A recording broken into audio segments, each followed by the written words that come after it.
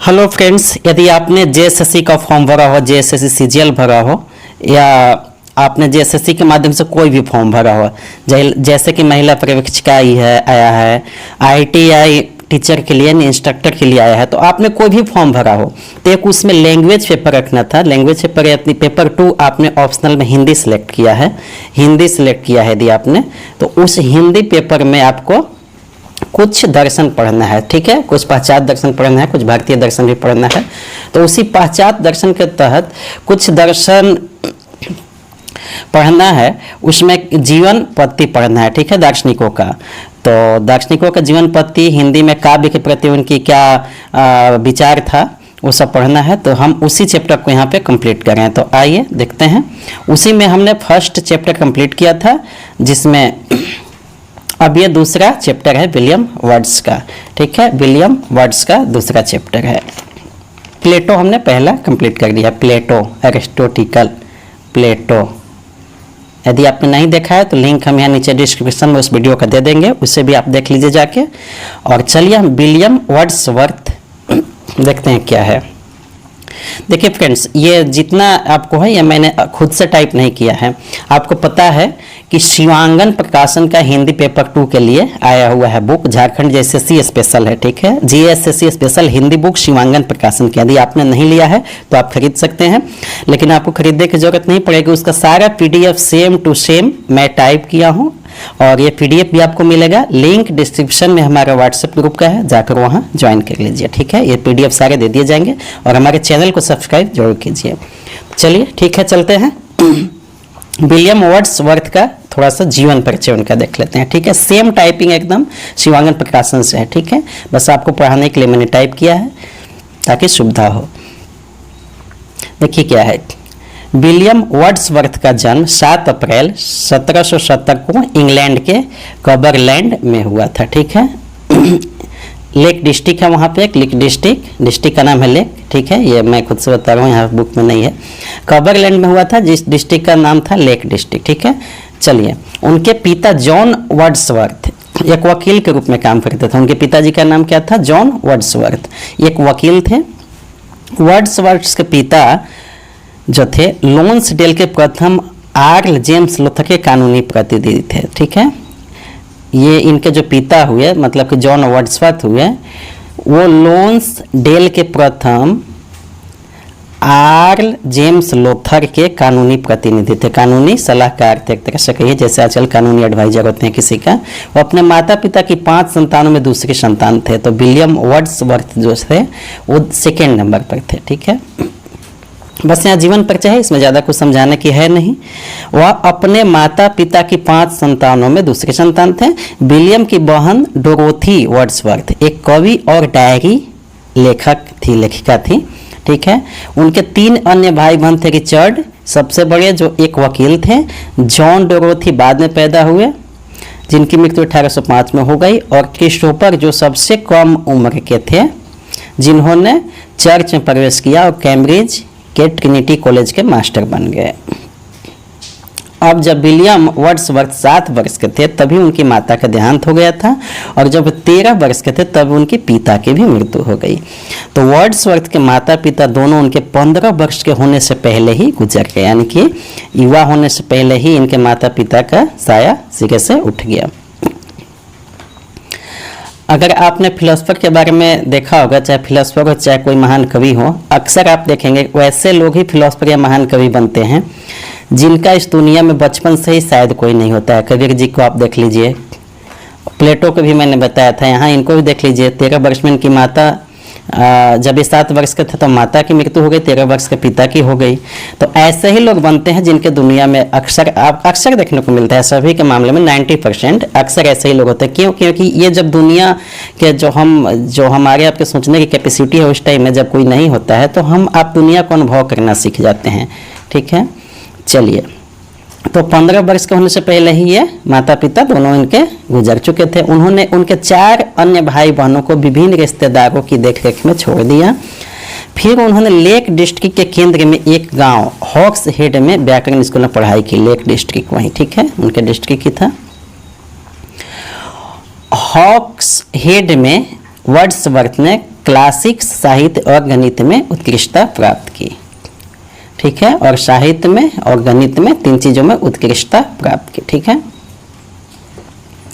1787 में विलियम ने अपने चाचाओं की मदद से कैम्ब्रिज के सेंट जॉन कॉलेज में अपनी पढ़ाई शुरू की 1787 में। 1770 में जन्म हुआ था, 87 में नहीं, 17 साल बाद। उन्होंने 1791 में बीए की डिग्री प्राप्त कर ली, 87 में एडमिशन लिए और 91 में डिग्री मिल गया उनको बीए की। ठीक है। वर्ड्सवर्थ ने 1790 में फ्रांस की क्रांति के समय फ्रांस का दौरा किया था। 1789 में फ्रांस की क्रांति हुआ था, तो 1790 में उन्होंने फ्रांस का दौरा किया था। 1789 में फ्रांस क्रांति आप जानते होंगे हुआ था, फेमस है। और 1790 में उन्होंने वहाँ फ्रांस का दौरा किया। अगले साल फ्रांस की वापसी यात्रा पर उन्हें एनेट वालोन से प्यार हो गया, जो गर्भवती हो गई थी, जिन्होंने 1792 में एक बेटी कैरोलिन को जन्म दिया। ये है उनका जीवन परिचय। 1793 में उन्होंने अपनी पहली पुस्तक उनका क्या थी? An evening walk and descriptive sketch प्रकाशित की। ठीक है। 1795 में वर्ड्सवर्थ सैमुअल टेलर कॉलेरिज से मिले। ठीक है, और दोनों दोस्त बन गए और साथ में लैरिकल बलास में काम किया। ठीक है, लैरिकल बलास में काम किया। ये लैरिकल ब्लैड्स क्या है? आपको लग रहा है लैरिकल ब्लैड्स में काम किया तो कोई जगह है या कुछ है, ऐसा कुछ नहीं है। ये लैरिकल ब्लैड्स इन्होंने बुक लिखी थी, किताब। इनके किताब का नाम है, यहाँ पर आप क्लियर हो लीजिए, यहाँ पर इनके किताब का नाम है। ठीक है, इनका बुक है ये लैरिकल ब्लैड्स, 1798 में लिखा था। ठीक है, चलिए।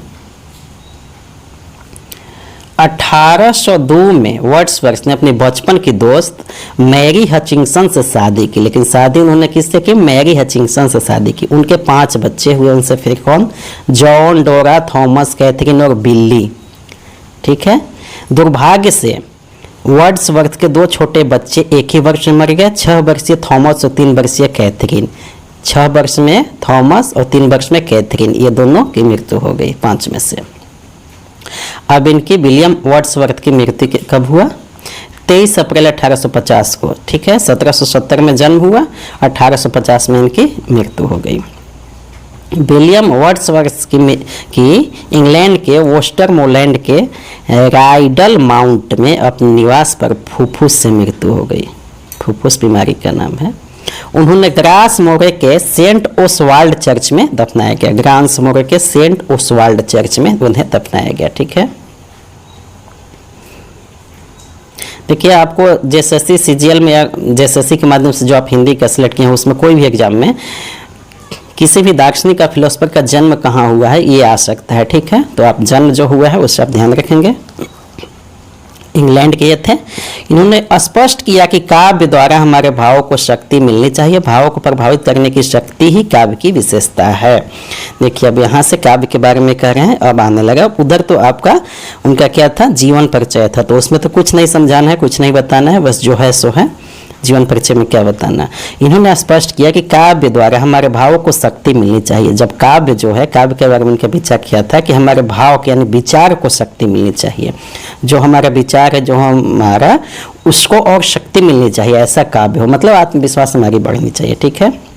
भावों को प्रभावित करने की शक्ति ही काव्य की विशेषता है। ऐसा लगता है कि वर्ड्सवर्थ के स्वर में एक कुशल चिकित्सक का निदान था। ठीक है, एक कुशल चिकित्सक का निदान था, मतलब जो कोई भी है, जो उसकी अपनी कौशल है, उसमें और कुशलता लाने के लिए ये जो काव्य है उसका निदान था। अपने कौशल में और कुशलता लाए और अच्छी स्किल लाए, उसका ये मुख्य निदान क्या था? काव्य था। कि किनके? वर्ड्सवर्थ के अनुस्वर में। ठीक है, अनुसार। चलिए, अब काव्य भाषा सिद्धांत वर्ड्सवर्थ ने क्या कहा? काव्य में ग्रामीणों की दैनिक भाषा का प्रयोग होना चाहिए। उनका सबसे पहला, देखिए, यही मुख्य पॉइंट है उनके विचार का मेन, आप ये ध्यान रखिए। काव्य में क्या है, ग्रामीण की दैनिक भाषा का मतलब कोई भाषा अलग से अलंकृत न हो, ज़्यादा टफ ना हो, टफ मतलब बनावटी ना हो, टफ से मतलब उनका बनावटी से, ठीक है, ऐसा नहीं कि एकदम गांव की भाषा हो, स्टैंडर्ड उसका ना हो। टफ का मतलब कि उस भाषा में कोई बनावटी ना हो, मानव ने खुद उसे अलंकृत करके बनावटी ना बना दिया हो, ठीक है। तो उनकी दैनिक भाषा होना चाहिए जो लोगों की बोलचाल की भाषा होती है। ग्रामीण जीवन में मनुष्य के भाव सरल और निष्कपट और सच्चे होते हैं तथा प्रकृति के निरंतर संपर्क से विकसित होते हैं, इसलिए उनमें तादात्म्य सुगम होता है। तादात्म्य मीन्स मेलजोल, ठीक है, सुगम होता है मतलब आसान होता है जोड़ना उससे।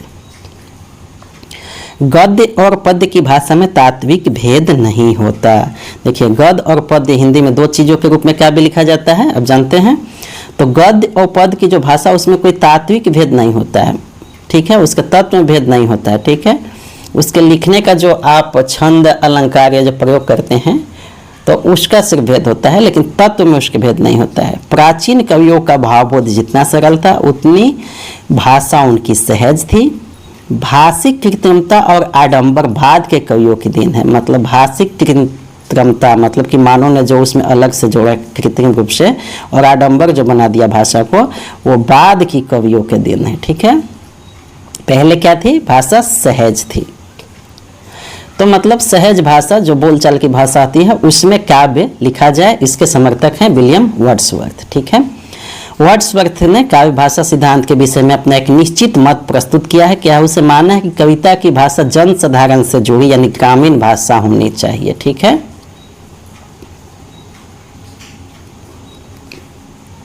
वर्ड्सवर्थ के पूर्व दांते ने, इनसे पहले दांते जो हैं ने काव्य में ग्रामीण भाषा के प्रयोग से हे माना था।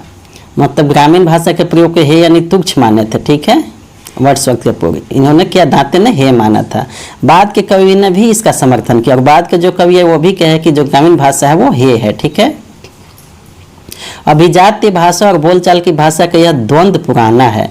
अभिजात्य भाषा और बोलचाल की भाषा, अभिजात्य मतलब विशेष लोगों की भाषा, जैसे जो कवि लोग होते हैं और वकील की अपनी भाषा होती है तो वो अभिजात्य कहा जाता है। जो एक विशेष वर्ग के लोग जिस भाषा को बोलते हैं समझते हैं उसे अभिजात्य बोला जाता है। वो अपने आप को स्टैंडर्ड समझते हैं कि हम जो बोलते हैं स्टैंडर्ड बोलते हैं, बाकी जो ग्रामीण भाषा है लोगों की भाषा है वो होए है। जैसे आज के समय में यदि कोई इंग्लिश बोलता है तो उसे माना जाता है कि बहुत अच्छा है, अभिजात्य वर्ग के होगा, कोई अच्छा व्यक्ति होगा। तो उसी तरह से अभिजात्य भाषा और बोलचाल की भाषा के द्वंद्व जो है कि क्या होना चाहिए, ये द्वंद्व बहुत पुराना है, किसमें लिखा जाना चाहिए काव्य। इस द्वंद्व को वर्ड्सवर्थ ने लिरिकल बैलेट्स के द्वारा पुनः विचारों का केंद्र बनाया। लिरिकल बैलेट्स जो उनका किताब था उसके द्वारा इन्होंने पुनः विचार करने का केंद्र इसको बना दिया कि ये होना किस में चाहिए, बोलचाल की भाषा में या अभिजात्य भाषा में। लिरिकल बैलेट्स किसकी किताब है, यदि आपको आ जाए उसमें दे देगा। लिरिकल बैलेट्स किसकी किताब है, मान लीजिए आपको आ गया कि लिरिकल बैलेट्स के लेखक कौन है, आ गया यही आपको एग्जाम में। वहाँ आपको प्लेटो दे देगा, विलियम वर्ड्स दे दिया और कोई दे देगा। आप ये देखिए, ये सब चीज़ें मेन जो मुख्य चीज़ें, क्योंकि इनका लिरिकल बैलेट्स के आधार पे ही ये जो है काव्य के बारे में अपनी बात को मेन रख रहे हैं। इसलिए लिरिकल बैलेट्स किसका किताब है ये नोट कर लीजिए, ये हमेशा एग्जाम में आने की ऐसे ही क्वेश्चन आएंगे, ठीक है। चलिए, 18वीं सदी के नव अभिजात्यवाद में भाषा के दो प्रचलित रूप थे। उच्च भाषा जिसे संस्कृत जनों की भाषा कहते थे तथा दूसरी निम्न भाषा जो साधारण जनों की भाषा थी।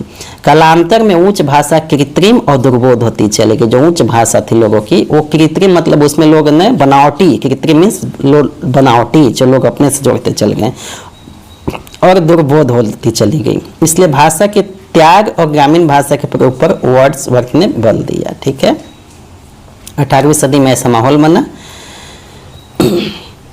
वर्ड्सवर्थ का काव्य सिद्धांत, काव्य की भाषा कैसी हो इस विषय में उन्होंने कई महत्वपूर्ण बातें कही हैं। भारतवर्ष के संस्कृत काव्य शास्त्र के आचार्य कुंतक ने, संस्कृत के जो आचार्य हैं कौन, कुंतक, रीति को काव्य की आत्मा मान लिया। रीति मतलब जो रीति रिवाज है, उन्होंने रीति को विशिष्ट पद रचना अर्थात भाषा का विशिष्ट रूप बताया। जो रीति रिवाज है वो भाषा का विशिष्ट रूप है, उन्होंने बताया। वास्तव में काव्य का आरंभ सभी देशों में उसी के भाषा के माध्यम से होता है, जो विशिष्ट जनों की नहीं अपितु जन सामान्य की भाषा होती है। किसी भी देश में जो जन सामान्य की लोगों की भाषा होती है बोलचाल की, उसी के माध्यम से क्या होता है, काव्य का आरंभ होता है किसी भी देश में। आरंभ की यहाँ बात हो रही, ध्यान दीजिएगा, आरंभ। बाद में लोग उसमें बनावटी परिवर्तन लेखक लोग डाल देते हैं अपने हिसाब से। जिस तीव्र गति से जीवन और जीवन की भाषा में परिवर्तन होता है, आरंभ तो हो गया किसी भी देश में बोलचाल की भाषा से, लेकिन जिस तीव्र गति से जीवन और जीवन की भाषा में परिवर्तन होता है, उस गति से साहित्य और साहित्य के भाषा में परिवर्तन नहीं होता है, क्योंकि उसके लिए लेखक चाहिए। जब काव्य लिखने के लेखक आएंगे तभी तो परिवर्तन होगा। तो परिवर्तन तो ऐसा हमारे बोलचाल में, हमारे आपके जीवन में डेली हो रहा है, लेकिन लेखक डेली ऐसा नहीं कि काव्य लिख रहे हैं, तो उस हिसाब से नहीं होता है। तो अंग्रेजी के अध्ययन अध्यापन को वर्ष के समय तक लगभग 100 वर्ष पूरे हो गए थे, परंतु आज के साहित्य में हिंदी में जैसे शब्द और वाक्य विन्यास का प्रयोग हो रहा था, इस प्रकार का परिवर्तन अंग्रेजी की काव्य भाषा में नहीं आया था, उतना परिवर्तन नहीं हो पाया था। और जब कभी कोई काव्य रीति रूढ़ हो जाती है, ठीक है,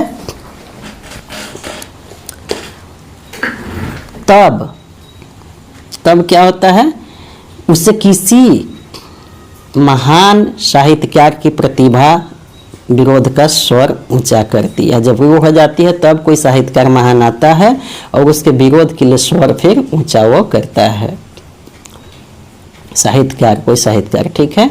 वर्ड्सवर्थ का स्वर अपने युग की ऐसी ही रीतिबद्धता के प्रति विरोध के रूप में व्यक्त हुआ था, ऐसे ही रीतिबद्धता के प्रति विद्रोही के रूप में इनका स्वर व्यक्त हुआ, ठीक है। वर्ड्सवर्थ रीतिबद्धता को अस्वाभाविक मानते थे या स्वाभाविक है। उनका कथन था कि मैंने कई ऐसे अभिजंग प्रयोगों को जो स्वतः उचित और सुंदर है बचाया है। क्यों?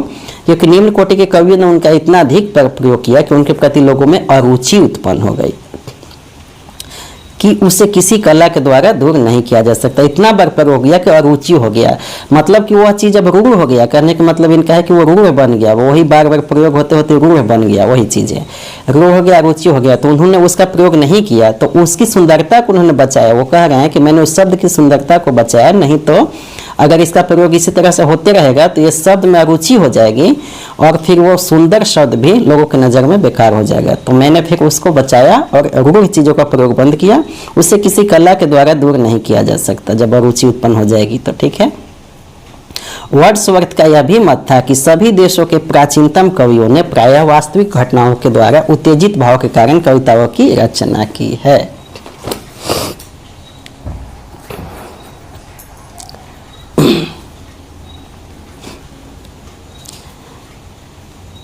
वर्ड्सवर्थ का मत था कि सभी देशों के प्राचीनतम कवियों ने प्राय वास्तविक घटनाओं के द्वारा उत्तेजित भावों के कारण कवियों की रचना की है। वास्तविक घटना से जो उत्तेजित भाव आया उसके कारण सभी देश के प्राचीनतम जितने पुराने कवि थे वैसे रचना की है, ठीक है। उन्होंने प्राकृतिक रूप से तथा मनुष्य के रूप में लिखा है।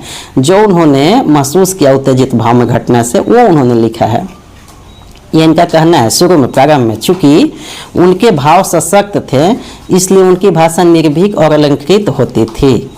बाद में निम्न कोटि के कवियों ने उस प्रभावपूर्ण भाषा का अनुकरण किया, यद्यपि उनमें उन भावों का उल्लेख नहीं था।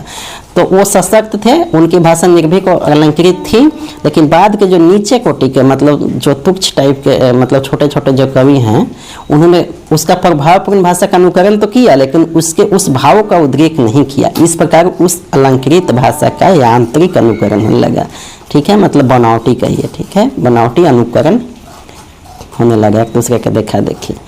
ऐसी अनुभूति और विचारों के लिए भी उसका सुयोग होने लगा जिसके साथ उसका कोई प्राकृतिक संबंध नहीं था। बस उन्होंने यूज किया है तो हम भी यूज करेंगे, बस ये, ठीक है। उसका कोई प्राकृतिक संबंध नहीं है तब भी। इस प्रकार अनजान में एक ऐसी भाषा बन गई जो मनुष्यों की वास्तविक भाषा के तत्व से भिन्न हो गई, इनका कहना है। मतलब ग्रामीण जो मूल भाषा थी उससे भिन्न हो गई कुछ निम्न कवियों के माध्यम से, इस तरह से यूज करने के कारण। वर्ड्सवर्थ का मत है कि भाव एवं विचार तथा भाषा का संबंध स्वाभाविक है। मतलब जैसा आपका भाव विचार होगा वैसे ही आपका भाषा होगा, ठीक है। तो इनका कहने का मतलब है कि भाव विचार के अनुसार ही भाषा होनी चाहिए, भाव विचार के अनुसार ही भाषा होना चाहिए, इसलिए ग्रामीण भाषा पर इन्होंने जोर दिया। जिस प्रकार का और जिस कोटि के भाव होगा उसी प्रकार उसी कोटि की आपकी भाषा होगी। वर्ड्सवर्थ ने मनुष्यों की वास्तविक भाषा की स्वरूप भी स्पष्ट किया। मनुष्यों की वास्तविक भाषा जो है उनसे उनका तात्पर्य उस भाषा से था जो भावों और विचारों के साथ स्वाभाविक रूप से जुड़ी हो तथा उन भावों और विचारों को सहज रूप से व्यक्त कर सके। साधारण भाषा का अर्थ वर्ड्सवर्थ ने तुच्छ भाषा के रूप में नहीं किया। देखिए यहाँ पर ये कह रहे हैं कि हम साधारण भाषा का मतलब ये नहीं कह रहे हैं कि तुच्छ भाषा है, छोटी भाषा को हमें लेना है, गाँव की भाषा मतलब तुच्छ भाषा है, नहीं। उनका कहने का मतलब ये नहीं है कि तुच्छ भाषा को हम साधारण भाषा कह रहे हैं और स्टैंडर्ड भाषा वो नहीं है, ऐसा नहीं है। तुच्छ भाषा के रूप में साधारण भाषा को उन्होंने नहीं कहा है। इतना ही नहीं, वर्ड्सवर्थ ने प्रारंभिक काव्य भाषा और साधारण भाषा का अंतर भी स्पष्ट किया। प्रारंभ मतलब शुरू में जो काव्य भाषा था जो लोगों की साधारण भाषा में लिखे गए, और क्या है जो साधारण भाषा था, प्रारंभिक काव्य भाषा और साधारण भाषा के अंतर उन्होंने स्पष्ट किया। उन्होंने कहा कि प्रारंभ में काव्य की भाषा और साधारण भाषा में अंतर था। देखिए साधारण भाषा में ही काव्य लिखी जाती थी, फिर भी काव्य की भाषा और जो लोग बोलते थे उसकी भाषा में अंतर था। वे कैसे? पहली बात तो करें, देखिए यही चीज़ें है, फिलोसफर लोग जो बोलते हैं उससे समझना पड़ता है बहुत गहराई से। उसके लिए हमने ये समझने के लिए काफ़ी रिसर्च करके आपके पास समय देते हैं, इसके बाद आपके पास हम वीडियो बनाते हैं, ऐसे ही बस पढ़ते नहीं जा रहे हैं। देखिए उन्होंने पहली चीज़ है कि काव्य को बोला कि ग्रामीण भाषा साधारण भाषा में ही लिखी जानी चाहिए, पहला चीज़ बोला। फिर उन्होंने काव्य की जो है भाषा और साधारण भाषा में अंतर बताया, दोनों में ये भी उन्होंने कहा। देखिए यहाँ पर वर्ड्सवर्थ ने प्रारंभिक काव्य भाषा और साधारण भाषा का अंतर स्पष्ट किया। जो काव्य भाषा थे जो कि साधारण भाषा में लिखे जाते थे और जो लोग बोलते थे साधारण भाषा, उसमें उन्होंने अंतर भी स्पष्ट किया। तो जाहिर सी बात है कि दोनों में क्या अंतर स्पष्ट किया। लोग साधारण भाषा बोलते थे, कवि भी साधारण भाषा में कहते हैं कि यूज कीजिए काव्य में, लेकिन दोनों में अंतर अब क्या है देखिए, छंद। आपने छंद के बारे में हिंदी में पढ़ा होगा। कवि जो यूज करते थे उसमें छंद का प्रयोग पहले से ही था काव्य में, ठीक है।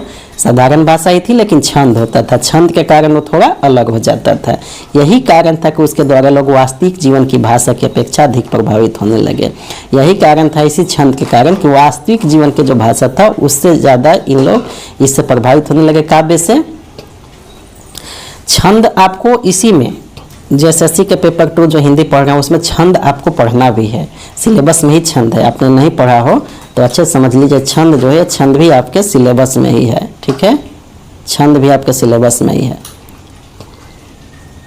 इसलिए ध्यान दीजिए, छंद कोई अलग से नहीं है, ये छंद भी आपको पढ़ना है। चलिए छंद के बारे में आप क्या जानते हैं हमें बताइए। और जिस तरह से JSSC के सिलेबस में छंद के बारे में पढ़ना है, क्या आप जानते हैं छंद के भेद जानते हैं? चौपाई, भरवे, दोहा, सोरठा, उलाला, ये सब जो है छंद होता है। चौपाई में 16 मात्रा होती है, भरवे में सम विषम में 12-7 की होती है, दोहा में 11-13 की होती है, सोरठा में 13-11 की होती है, उलाला में 15-13 की होती है। क्या आपने इस तरह की पढ़ा है? छंद के भेद 4 होते हैं, वार्णिक छंद, मात्रिक छंद, उभय छंद, मुक्त छंद। मुक्त छंद बाद के हैं। फिर वार्णिक छंद के 3 भेद, मात्रिक छंद के 3 भेद, उभय छंद के 3 भेद, और जो मात्रिक छंद है उसी में फिर आपका उसके भेद में आते हैं दोहा, सोरठा, उलाला, भैरवे। क्या आपने पढ़ा है इस चीज़ को? और ये सारी सिलेबस में आपके है, इसी बुक में, शिवांगन प्रकाशन की बुक में आपको ये सारी चीज़ मिल जाएगी, ठीक है। वो भी हम बताएंगे आगे चलकर। बस आप चैनल को सब्सक्राइब कीजिए और अपने दोस्तों में शेयर कीजिए, ठीक है। सारी चीज़ हम बताएंगे। कहाँ थे? साधारण भाषा में उन्होंने अंतर स्पष्ट किया। इसका एक अन्य कारण था कि छंद का योग पहले से ही हो चला था, यही कारण है कि उसके द्वारा लोग वास्तविक जीवन की अपेक्षा अधिक प्रभावित होने लगे। प्रभाव का यह कारण अर्थात उनके वास्तविक जीवन से भिन्न था। बाद के कवियों ने इसका दुरुपयोग करना शुरू कर दिया। छंद है, इसका दुरुपयोग करना शुरू कर दिया बाद के कवि, जिसे वो तुच्छ छोटा कवि भी कह रहे हैं। कालांतर में छंद का इस असाधारण भाषा का प्रतीक बन गया।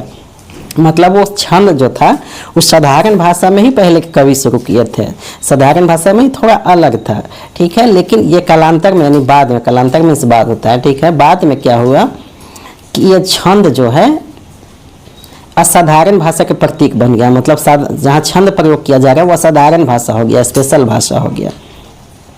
जिस किसी ने छंद में लिखना आरंभ किया उसने अपनी प्रतिभा और सामर्थ्य के अनुसार उस शुद्धता प्रारंभिक भाषा में अपनी भाषा मिला दी। जब छंद में जिसने लिखना शुरू किया बाद में कालांतर में, तो अपनी प्रतिभा, मतलब जितनी उनकी प्रतिभा थी और सामर्थ्य के अनुसार उसमें शुद्ध और प्रारंभिक भाषा में अपनी भाषा फिर मिला दी, मिलावट करना शुरू कर दिया। इस प्रकार एक नवीन भाषा बन गई जो मनुष्यों की वास्तविक भाषा नहीं रह गई थी। वर्ड्सवर्थ ने अपनी काव्य के विवेचना के अंत में यह व्यक्त किया कि कल्पना और भाव की कृतियों की एक और केवल एक भाषा होनी चाहिए। कल्पना और भाव जो है उसके कृतियों की एक और केवल एक भाषा होनी चाहिए, चाहे वह कृति गद्य में हो या पद में, मतलब गद्य और पद की भाषा अलग नहीं होती है इनका, ठीक है। छंद इस प्रकार की कृतियों के लिए ऊपरी अथवा आकस्मिक तत्व होते हैं, और छंद जो है इस प्रकार की कृतियों के लिए जो है ऊपरी तत्व होते हैं जो उसमें सुंदरता प्रदान करते हैं। काव्य भाषा के गुण, काव्य भाषा के गुण। वर्ड्सवर्थ ने जिस काव्य की वस्तु साधारण जीवन से ली है उसी प्रकार उसने भाषा भी वहीं से ग्रहण की है। उनकी दृष्टि में भाषा में कुछ गुण अपेक्षित होते हैं भाषा में। इस संबंध में उन्होंने लिखा कि इन मनुष्यों का संपर्क उन सर्वोत्तम वस्तुओं से रहता है जिनसे भाषा का सर्वोत्तम अंश उपलब्ध होता है। देखिए, भाषा भी वहीं से ग्रहण की, उनकी दृष्टि में भाषा में कुछ गुण अपेक्षित होते हैं। इस संबंध में उन्होंने लिखा कि इन मनुष्यों का संपर्क उन सर्वोत्तम वस्तुओं से रहता है जिनसे भाषा का सर्वोत्तम अंश उपलब्ध होता है। मतलब भाषा के जो सर्वोत्तम अंश जहाँ से मिल रहा है इन लोगों का, लेखकों का, वहीं से संबंध रहता है। अपने सामाजिक स्तर और अपने परिचय की संकीर्ण परिधि और समानता के कारण सामाजिक कृत्रिम प्रदर्शनों के बस में अपेक्षाकृत कम रहते हैं। देखिए, लेखक का जो सामाजिक स्तर होता है एक लिमिट होता है, लिमिट लोगों के साथ ही मिलजुल होता है, उनकी परिधि जो होती है संकीर्ण होती है, कुछ लोगों में ही उनकी कॉन्टेक्ट होता है, सर्किल होता है, तो उसमें उनकी समानता के कारण सामाजिक कृत्रिमता के प्रदर्शनों के बस में अपेक्षाकृत कम रहते हैं, ठीक है, कृत्रिम प्रदर्शन। इसके कारण वे अपनी अनुभूति और विचारों को सहज रूप से व्यक्त करते हैं, इसलिए बार बार अनुभव तथा नियमित अनुभूतियों से उत्पन्न होने वाली यह भाषा कवियों द्वारा निर्मित समृद्ध भाषा की अपेक्षा अधिक अस्थायी और दार्शनिक होती है। डॉक्टर कृष्णदेव शर्मा ने वर्ड्सवर्थ की काव्य भाषा और शैली के विषय में अपने विचार प्रकट करते हुए लिखा कि वर्ड्सवर्थ ने प्रचलित शैली और शुद्ध भाषा को अनुपयोगी मानकर उसका विकास व्यक्तिवाद और भावनात्मक के आधार पर उन्होंने परंपरागत शैली को विकृत किया, ठीक है। प्रचलित भाषा और शुद्ध भाषा को अनुपयोगी मानकर उसका विकास व्यक्तिवाद और भावनात्मकता के आधार पर उन्होंने परंपरागत शैली को विकृत, विरूपण और मिश्रित तथा भावहीन माना। टी.एस. इलियट की इस तरह वर्ड्सवर्थ ने भी सामान्य भाषा को अधिक उपादेय माना है।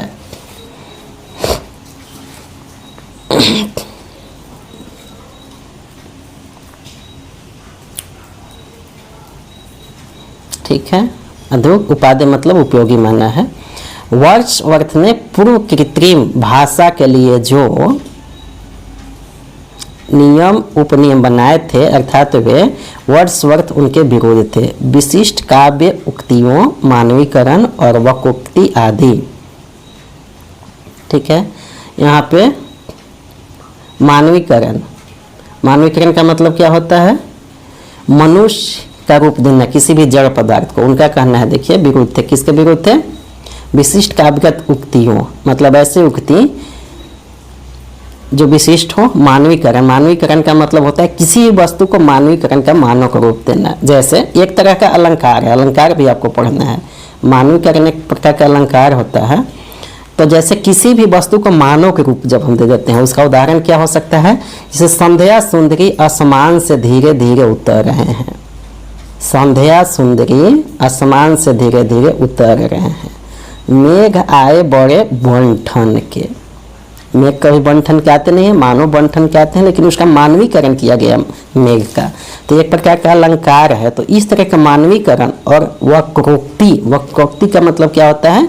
वक्रोक्ति का अर्थ होता है चमत्कार पूर्ण उक्ति, चमत्कार पूर्ण, कोई ऐसा शब्द जो चमत्कार से संबंध रखता हो। तो उसके ये विरोधी थे, क्योंकि ये सारी चीज़ें बनावटी हैं और वो तो सहज भाषा, ग्रामीण भाषा के समर्थक थे। यहाँ तक कि वे काव्य रचना में विपर्यय, विपर्यय मीन्स प्रतिकूलता होता है, विपरीत होता है, ठीक है, विपरीत। और वैषम्य, वैषम्य मीन्स विषम होने का भाव, अलग होने का भाव के प्रति भी अरुचि प्रकट करते थे, ठीक है। अनावश्यक रूप से ठूसी गई और पौराणिक कथाएं, भावाभास तथा दंत कथाएं भी वर्ड्सवर्थ को रुचिकर नहीं लगती थी।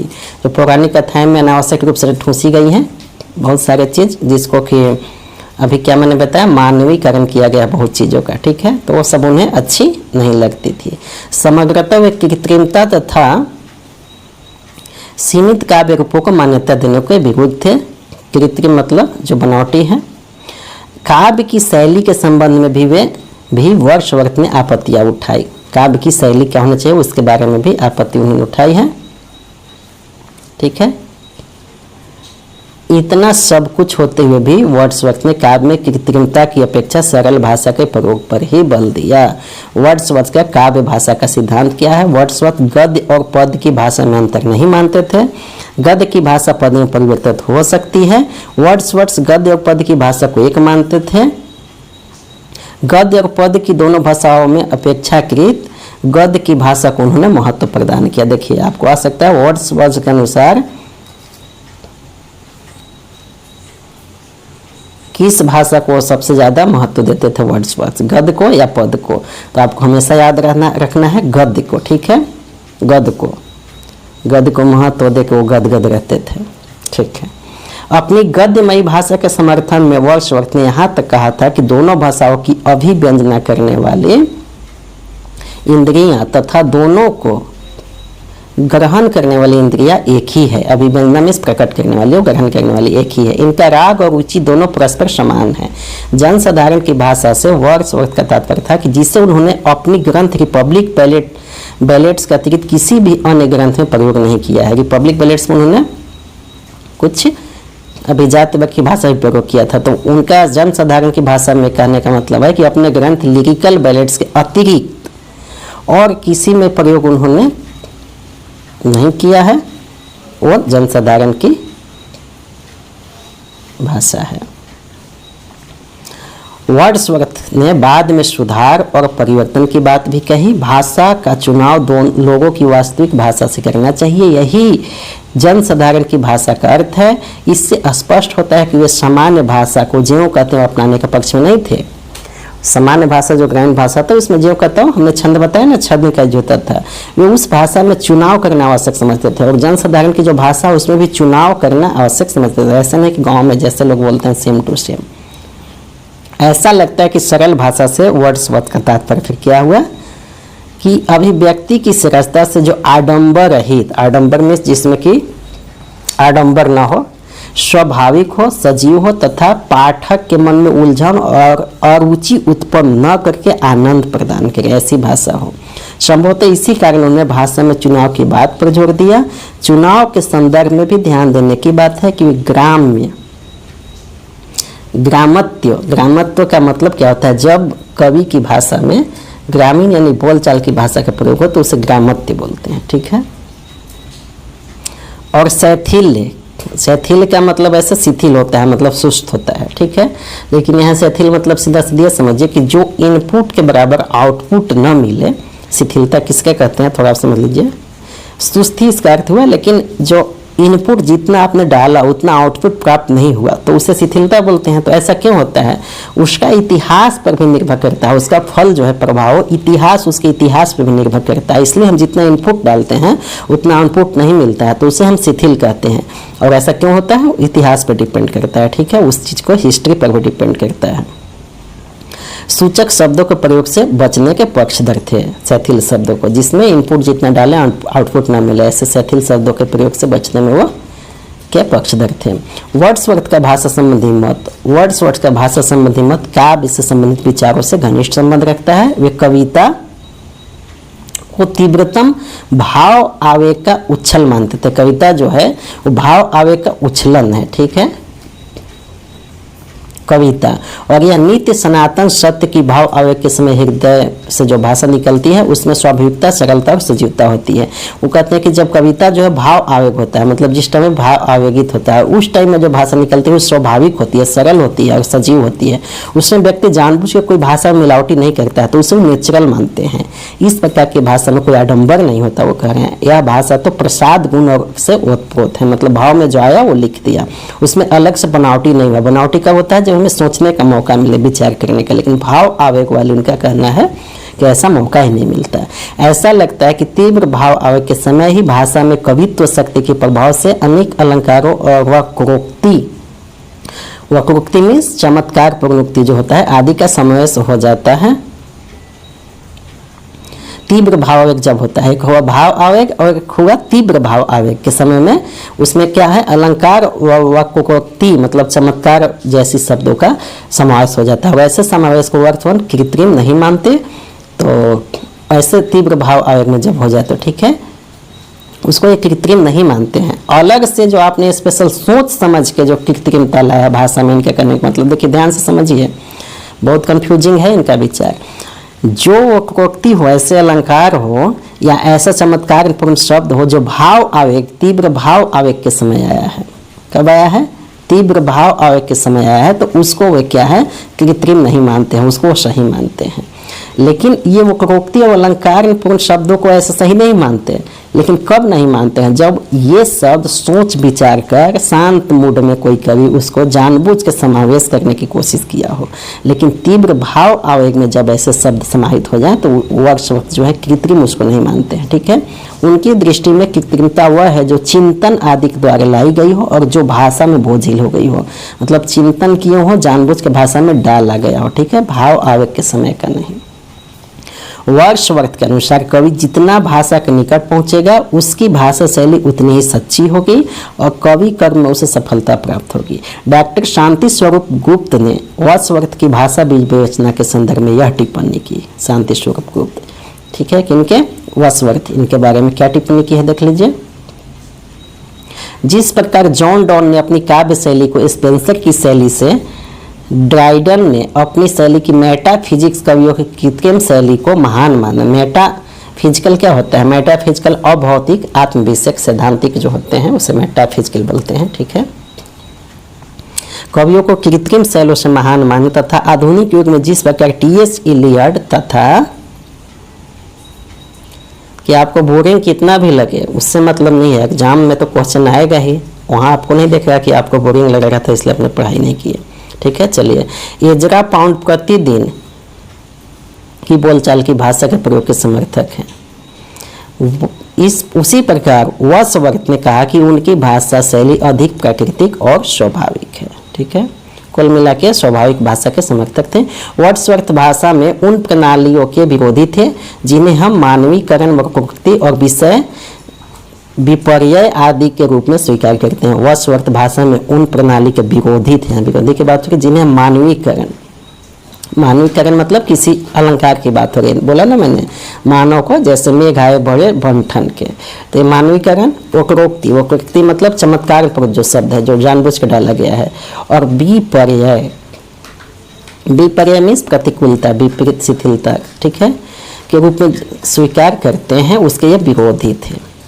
वर्ड्सवर्थ में 17वीं शताब्दी की शैलीगत विषमताओं, विलक्षणता, दूरारूढ़, विलक्षणता में क्या होता है? अनोखापन, ठीक है। दूरारूढ़ मतलब क्या होता है? दूरारूढ़ मतलब किसी मत या सिद्धांत से न हटने की जीत, ये दूरारूढ़ होता है, ठीक है। और कल्पना, अतिशयोक्ति, शाब्दिक चमत्कार और अस्पष्टता की भी उन्होंने आलोचना की। जिस सब में कोई स्पष्टता न हो, शाब्दिक चमत्कार हो, अतिशयोक्ति जैसा लगे। दूरारूढ़ मतलब क्या बताया?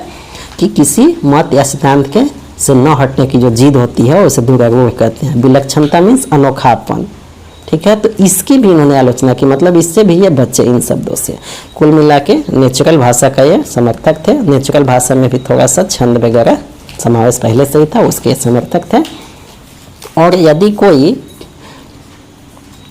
मानवीकरण का शब्द जैसे अलंकृत रूप आ जाता है भाव आवेश में, तो उसको भी ये सही मानते थे, बस वो जानबूझकर शब्द ना डाला गया हो।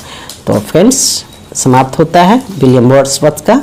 और आपने हमारे चैनल को अभी तक सब्सक्राइब नहीं किया है तो सब्सक्राइब करें। PDF में यहाँ टच करने पर भी आप सब्सक्राइब कर सकते हैं, और यहाँ यूट्यूब जो देख रहे हैं यहाँ से भी सब्सक्राइब बटन दबा सकते हैं। तो थैंक यू फॉर वॉचिंग।